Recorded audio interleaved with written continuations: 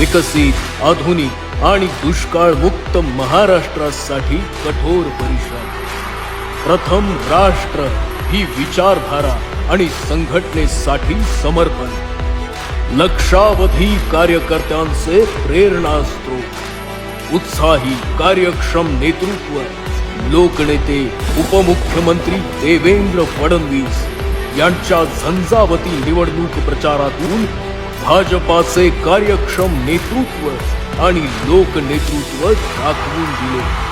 उपमुख्यमंत्र्यांनी भाजपाच्या प्रत्येक कार्यकर्त्यासमोर ठेवलेला हा आदर्श नक्कीच वाखाणण्याजोगा आहे.